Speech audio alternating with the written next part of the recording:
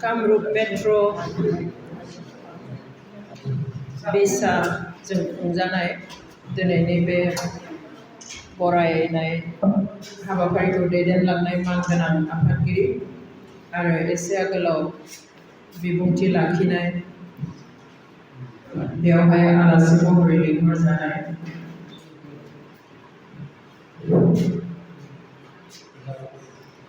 BKWSनि chairman फंबाय Phaylaw Basumatary आरो BKWS UBPनि Guwahati मेट्र'नि आफादगिरि आरो जायफोरनि थाखाय दिनैनि बे हाबाफारिखौ खुंनाय जादों दिनैनि बे हाबाफारिनि गुबै एट्राक्शन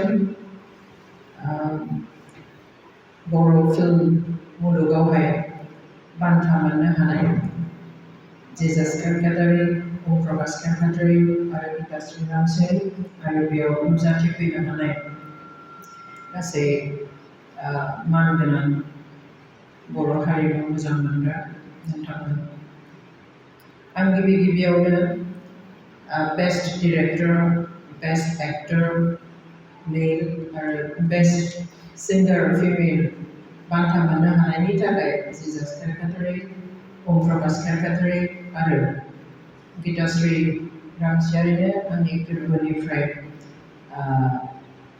गाहाम हामलायथि बावहरबाय बिग कंग्रेचुलेसन सेकेन्डआव आं साबायखर होयो कामरुप मेट्र' बिसाखौ आलादायै बिथांमोनखौ दिनै बरायनो थाखाय बे हाबाफारिखौ लानायनि थाखाय मानोना recognition matters in our life जों मानसिनो सिक्रिटि होनो रोंनांगौ सिक्रिटि होनो नांगौ recognition होनो नांगौ सोरबाया माबा मोनसे हासिल खालामनो हादोंब्ला सोरबाया माबा मोनसे मोजां मावनो हादोंब्ला सोरबाया बयनिख्रुइबो साबसिन जानो हादोंब्ला जों बेखौहाय गनायथि होनांगौ बेनि थाखाय सेन्ट्रेल बिसायाव मोनबाय फैबाय जोब्बाय बेबायदि खालामालासिनो डिस्ट्रिक्ट लेभेलावहाय बेखौ खुंनानै स्पेशेलि बिथांमोनखौ जा बरायनाय हाबाफारि लादों आं बेनि थाखाय कामरुप मेट्र' बिसानि गासैबो बिबानगिरिफोरखौ साबायखर बावदों आरो उनफ्राव बेबादिनो जाहाथे खालामलाङो गुबुनखौ थुलुंगा होलाङो बेनि थाखाय आं आसा फारिबाय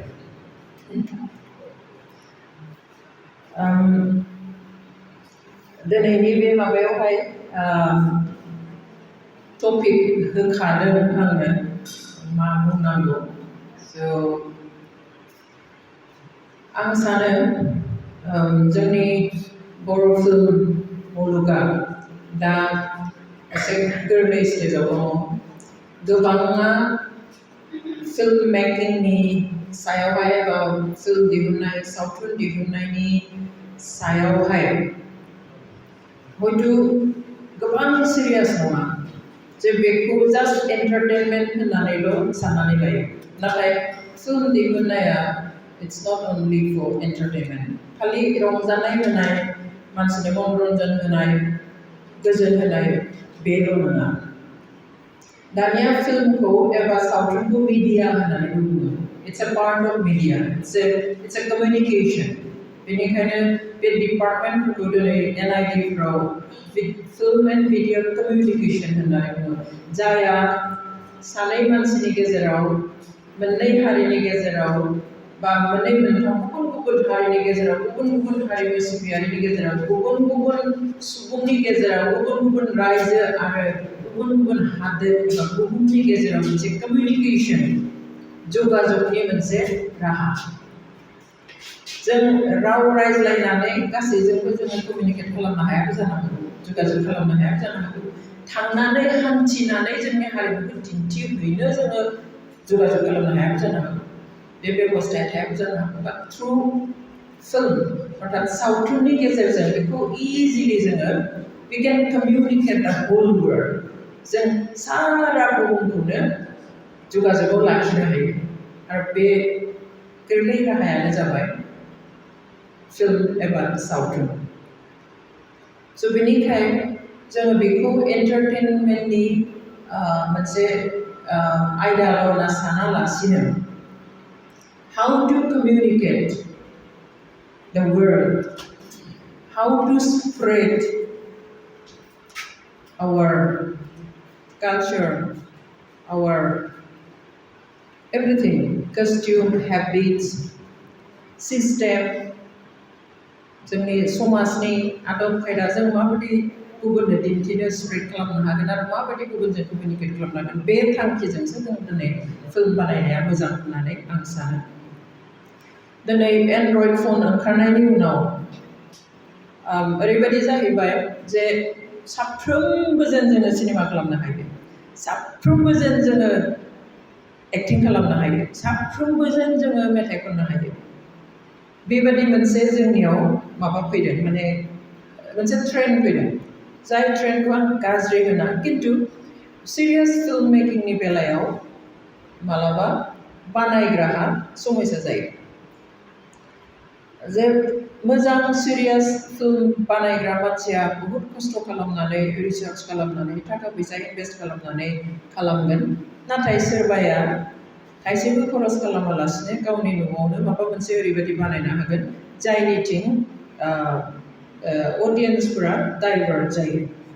सिरियासनिफ्राय मानसिफ्रा ओरैनोब्लाबो सिरियासबो एसे खम मोजां मोनखायो, रंजानाय खुसि खुसि ओरैनो एन्जय खालामनो हानाय बेफोरखौ मोजां मोनखायो, बे मोनसे नेचार मानसिनि।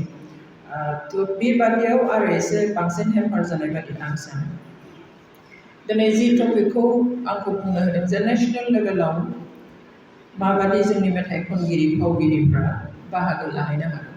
थ' बेखौ बुंनो थाङोब्ला जों नैबेखौसो बुंग्रोनो नांगोन जे जोंनि फिल्म मेकारफ्रा, दहाय अनिल बसुमतारी बिथाङाबो एसे बुंलांदों जे जोङो फिल्मखौ बानायोब्ला जि टपिकनि सायाव बानायगोन, जि आयदाखौ लानानै बानायगोन, बेखौ जों एसे गोथौयै स्टाडि खालामनांगौ।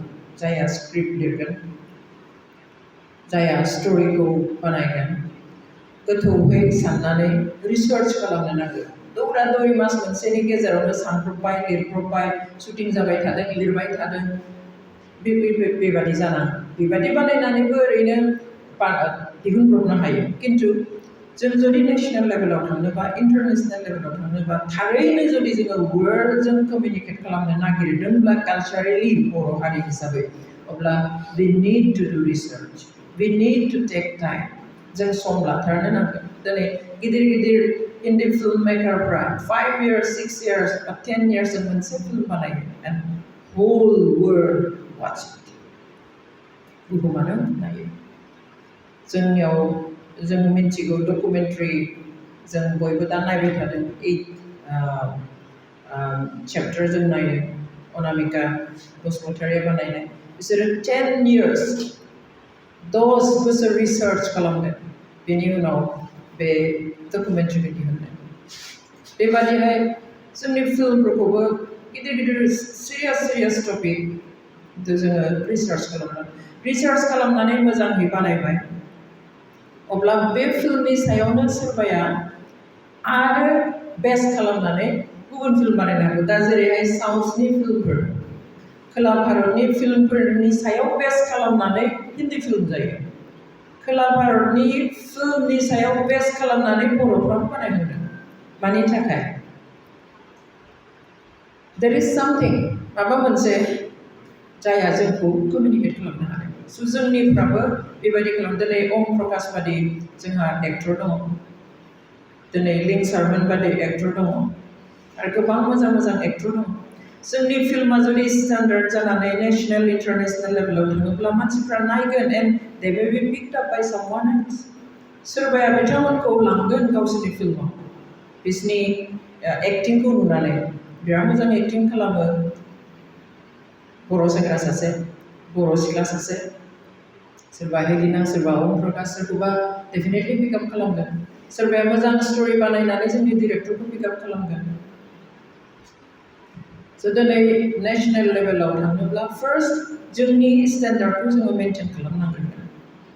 आं सिंगारनि बेलायाव फैथ'वाखै, आं फिल्मनि माबा एक्टर एक्ट्रेस बा बेबादि डिरेक्टर बेफोरनि बेलायाव बेनो जे दिनै जोङो गोजौ लेभेलाव थांनोबा जों स्कपबो मोननांगोन बे स्कपआ जोंनिया it should not be confined to the Bodo' area जोंनि टारगेटआ मेक्सिमाम फिल्म मेकारनि टारगेटआ सोरखौ टारगेट खालामो अडियन्सखौ बर' अडियन्स अनलि बर' अडियन्स बिदिनो 4-5 मासनि भितरावनो फिल्मखौ दिन्थिनांगौ सम फैयो मोनसे बोथोर फैयो फिल्म नायनाय फुजा बिदि फैबाय बेखिनियावनो माने फोजोबनो नांगौ आरो बेखिनियावनो जोङो फैसा खामायनो नांगौ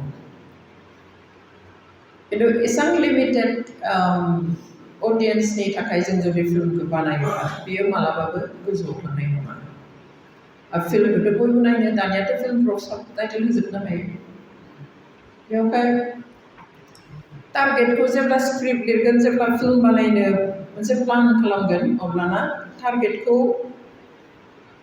एसे गुवार खालामनांगौ गोजौ टारगेट लानांगौ जे दिस film is not only four दा बर' अडियन्सनि थाखायल' नङा नाथाय फर दा होल हिउमेन बिं गासैबो मानसिनि थाखाय मा राव रायलायो बहा थायो बेजों खोथा गैया बयनिबो थाखाय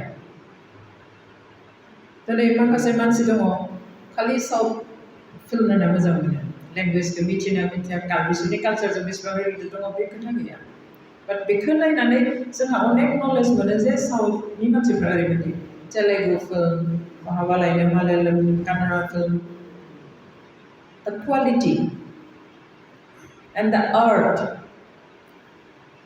बेवहाय जोंबो ओरैबायदि दङ नर्थ इस्टआव बर' मानसिनि फिल्म भेरि नाइस बर'नि गोदान मोनसे फिल्म ओंखारबा नायनांगौ होननानै जाहाथे गुबुनफ्राबो सावरायो जे बिराद मोजां फिल्म बिसोरनि फिल्मा नायथावथावथा रियेलिस्टिक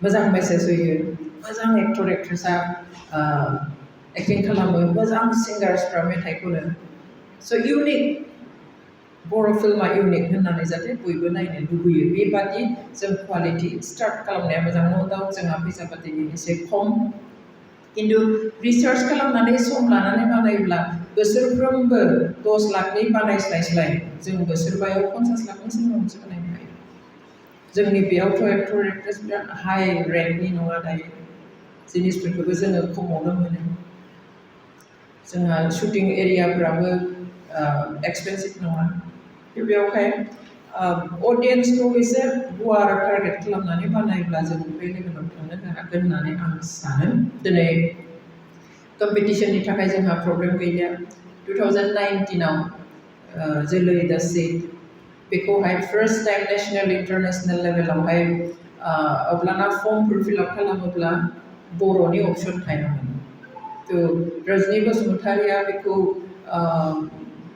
गुबुन फेस्टिभेलाव हरनो सेस्था खालामनायाव बर' अपसना दानिया कम्पिटिशनाव जेब्ला बे माबाया फैगोन फर्मेटआ फैगोन बेयाव बर' अपसना फैयोसै आरो दा नैबे गराय फाख्रिनि थाखाय प्रब्लेम जायाखिसै खारन बे 2019आवनो बे बर' लेंगुवेज 8 स्केड्युलनि सिङाव हाबनाय बर' लेंगुवेज स' बेनि थाखाय जिहेतु रावबो हरामोन बेयाव गैयामोन स' बिथाङा बेखौ स्टार्ट खालामबाय ओमफ्राय निस्सय बे ओम प्रकाशआ मिन्थिगोन बेखौ बे सिजौनि थाखाय स' दा बे अपसना इजिसै जोंनिया फिल्म बानायनांगौ फर्मेल माखासे नियमखौ मानिनांगौ जे जोंहा स्टेटनिफ्राय जुडिसि ट्रिब्युनालाव बेखौ माबानि थाखाय एप्लाइ खालामनो नांगौ मा होनो बेखौ सेन्सरनि थाखाय फुलि सेन्सर सार्टिफिकेट लानांगौ आरो बेनि उनाव जोङो दिन्थिनाय बेबस्था ओमफ्राय गुबुनफ्राव नेशनेल इन्टारनेशनेल लेभेलफ्रावहाय बेखौ कम्पिट खालामनो अर स्क्रिनिंनि थाखाय जोङो एप्लाइ खालामनो नांगौ गराय फाख्रिया वर्ल्ड प्रिमियारा कानाडायाव जानाय थ' कानाडायाव नायनानै माबायदि मोजां मोननाय बेखौ ससियेल मिडियायाव कानाडानि मानसिया लिरनाय जों बेफोरखौ मोनदों अथ'स' कानाडायाव बर' होननाय सोदोबखौनो खोनादोंना खोनायाखै बेयावथ' साबटाइटेल दङ सोरबा आसामनि मानसि थाहैनाय दं सोरबा इण्डियानि मानसि थाहैनाय दं बिसोरथ' नायबाय मिथिबाय आनखि गुबुन वर्ल्डनि गुबुन मानसिफ्राबो नायनानै मोजां मोननायखौ एक्सप्रेस खालामनो बुंदों बेनि उनाव कलकाता इन्टारनेशनेल फिल्म फेस्टिभेलाव Indiaनि गासिबो लैंग्वेजनि फिल्मखौ बीट खालामनानै गौरां फाख्रिया बेस्ट फिल्म एवार्ड मोनदों। Of course, बे जोंनि बेयावहाय बेखिनि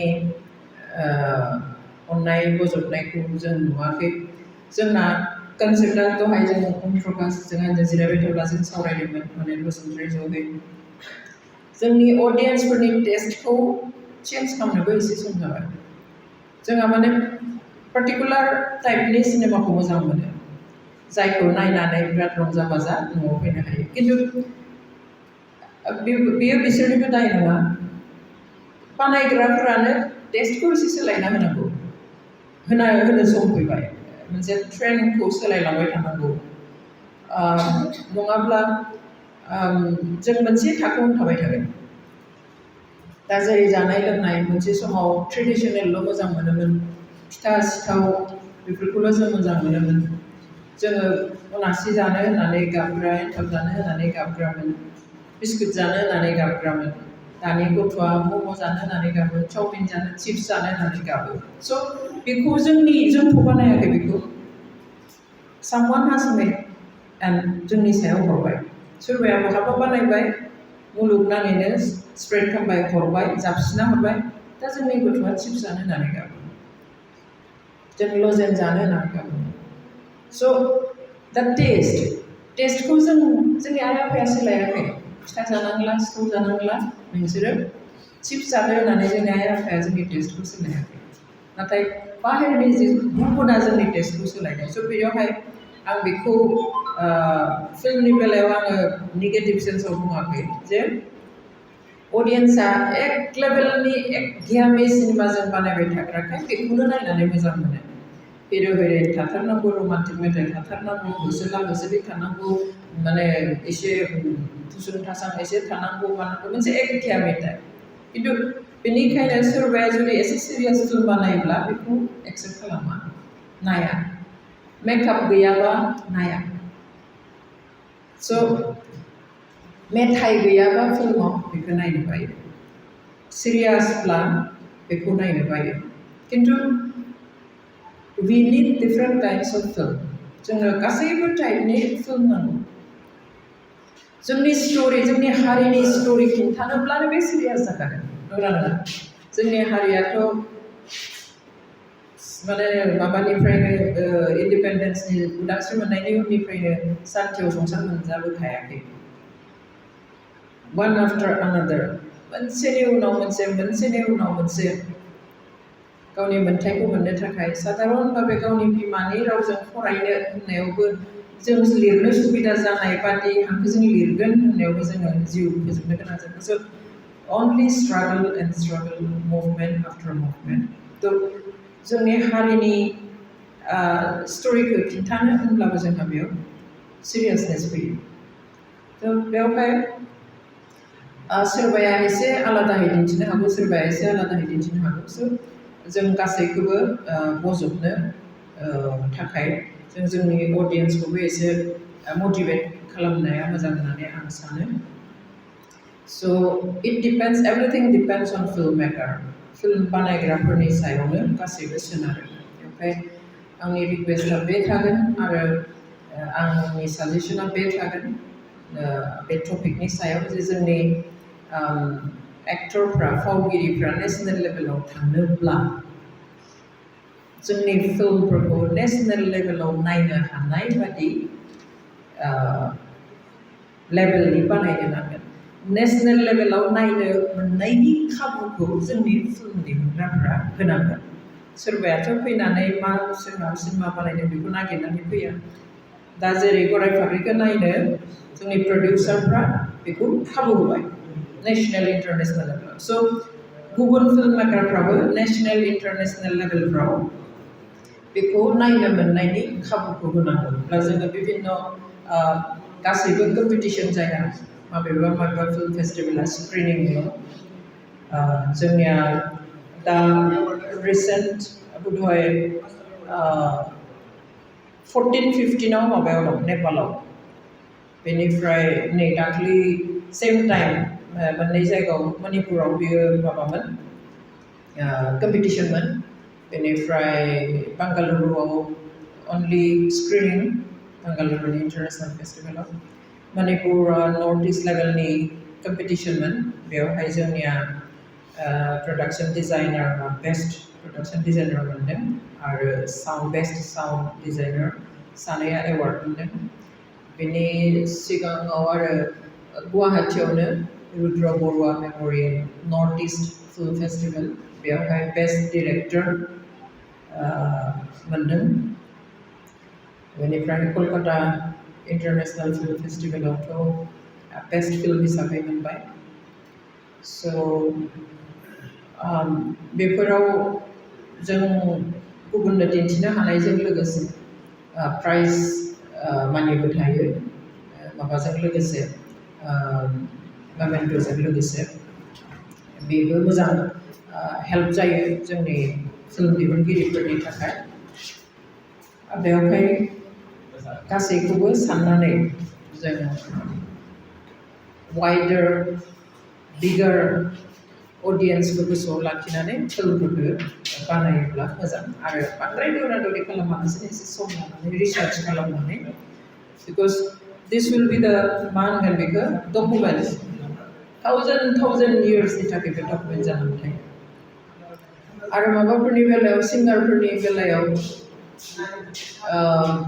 सिंगार माबा आं मोनसे खोथाखौ जुर होनो लुबैयो लेंगुवेज जों जेसेबां हायो राव सोलोंनो नांगौ फ्लुएन्टलि दा हिन्दी फिल्म मोनसे खालामनोबा जों हिन्दी लेंगुवेजाव मोजां जानांगोन जोंनि प्रनाउन्सियेसना मोजां जानांगोन हिन्दी मेथाइ खननो बेंगलि मेथाइ खननो गुबुन मेथाइ खननोब्ला आसामिस मेथाइ खननो जोंहा माबाया मोजां जानांगोन प्रनाउन्सियेसना बेवहाय बेफोरखौबो जोङो गोसो होनांगोन बेनिफ्राय बर' सिंगार होननानै बर' एक्टर होननानै जोङो जिहेतु बियो कालचारनि फिल्ड आरो बेहा सिमायानो गैया वर्ल्डसिम थांनो हायो बेवहाय गासैबो लेंगुवेजनि फिल्म मेथाइफोरखौ खोनासंनानै नायनानै गावखौ आपग्रेड खालामनो हायो गावखौ फिट खालामनो हायो दिनै जों नुयो रियेलिटि श'फ्रावहाय मेथाइ खननो थाङो उन्दै उन्दै गथ'फोर दाख्लै मोनसे रियेलिटि श'आव सासे गथ' फैदों अडिशनाव खोलाहानिफ्राय साउथ इण्डियानिफ्राय मा नाम होननानै हिन्दीयाव सोंबाबो बेखौ बे बुजियाखै मा नाम होनना सोंनायावबो बुजियाखै माने ओरैबायदि फंसेबो हिन्दी रोङा खिन्थु बियो हिन्दी मेथाइनि अडिशन होनो फैदों and when she started singing standing ovation होदों माने ओरैबायदि पारफेक्ट प्रनाउन्सियेसन बुंनोनो हाया जों बुंलायबाय माबायाथ' जाजाथ' नों हिन्दीखौ फंसेबो बुंनो हाया नों मा हिन्दी मेथाइ खनगोन होननानै जेब्ला बे खनबाय सोमोनांजोब्बाय पारफेक्टलि खनो टनाथ' मोजांखा प्रनाउन्सियेसन माने सोमोनांथाव बेवहाय बेफोर बादिनिफ्रायबो जों प्रिपेयार जानांगोन आरो आर्टिस्ट इज आर्टिस्ट एभरिवेयर आर्टिस्ट बे बर' आर्टिस्ट हारसा आर्टिस्ट हिन्दी आर्टिस्ट होननानै खोथा गैया बे डिपेन्ड खालामो नों हाउ इउ प्रिपेयार योरसेल्फ मोसानायफ्राव बारा प्रब्लेम जाया बेयाव मेथाइ खननायनि खोथा गैया नों बायला बुयला कमिउनिकेट खालामबाबो जेबो नङा पिपल विल गेट इन्ट्रेस्ट माने नोंनि रावखौ खोनानानै खिन्थु वेन इउ सिं मेथाइ खननायाव नोंहा माने पारफेक्ट प्रनाउन्सियेसन जानांगोन टनफोरखौथ' सासे सिंगारा रोंखागोन सासे एक्टरा नेसनेल लेभेलाव थांनोब्ला हिन्दीनि मोजां फ्लुएन्टलि बुंनो हानाय जानांगोन इंलिश फिल्माव एक्टिं खालामनोबा इंलिशआ मोजां जानांगोन एन्ड एक्टरफोरनो it depends on character role खिन्थु सिंगारफोरनोबा स्पेसियलि पारफेक्ट प्रनाउन्सियेसन जाथारनो नांगोन आं आसा खालामो जोंहाथ' दा गोदान बिराद आर्टिस्टफोर दङ आरो गितास्रियाबो गोदो आं मोनसे मोननै हिन्दी खननाय खोनादों स' जों बेफोरखौ साहस खालामनानै खननो नांगौ ओमफ्राय गाव प्रिपेयार खालामनानै जोंहा टारगेटआनो थानो नांगौ माइन्डसेटखौ जोङो रेडि खालामनांगौ प्रिपेयार खालामनांगौ जोंनि गार्जेनफ्राबो हेल्प खालामनांगौ जे हाथावथावब्ला जोंनि गथ'फोरखौ मानो वाइ टु कनफाइन अनलि उइदिन बर' एरिया अनलि उइदिन आसाम जोङो capacity दङ, caliber दङ, quality दङ, so जों गोजाननि थाखायबो गुवारनि थाखायबो regional nationalनि थाखायबो जोङो जोंनि गथ'फोरखौ prepare खालामनानै हरनो नांगौ। बेवहाय सोरबा आर्टिस्टब्ला बेयो खालि जोंनि हारिनि गेजेराव कनफाइन जानानै थायालासिनो गुबुन रावनिखौबो प्रेक्टिस खालामनो नांगौ। गुबुन रावनि मेथाइ, not only हिन्दी, दाथ' अनेक दा नेशनेल लेभेलनि स्पेसियेलि माने मिउजिक रियेलिटि श'आव मेक्सिमाम बेंगलिफ्रानो मोनो। देग्लाय थाङोबा नेक्स्टआव बेंगलिया मोनखागोन, विनार जाखागोन। बेंगलिनि रावाथ' हिन्दी नङा, but they do practice. बिसोरो बिसोरनि pronunciation perfect. बिसोरो हिन्दी स्पिकार नङा, किन्तु फैनानै बिसोरनो हिन्दी मेथाइनि माबायावहाय बेस्ट सिंगार or विनार जानानै थांनो हायो। बेवहाय culture माबायावहाय जोङो नेशनेल लेभेलफ्राव थांनोबा you have to respect all the languages and keep practicing. होमब्लाना जोङो गासैयावबो जोङो थांनो हागोन। आरो मोजां खोथा जोंहा क्वालिटि दङब्ला दंखायो बर'आ कालचाराव बुंनो थाङोब्ला गुबुननिख्रुइ अनेक मोजांसिन, मात्र जोङो खाबु खम मोनो आरो खाबु खम लायो। जोङो खाबु लानायनि बेलायाव एसे गुसु, खाबुखौथ' मोनखाया, जों गावसो नागिरनो नांगोन।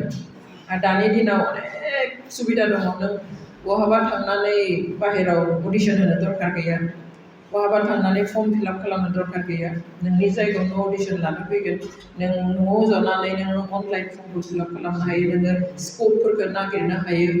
एभरिथिं कैन बी डन फ्रम होम नाउ।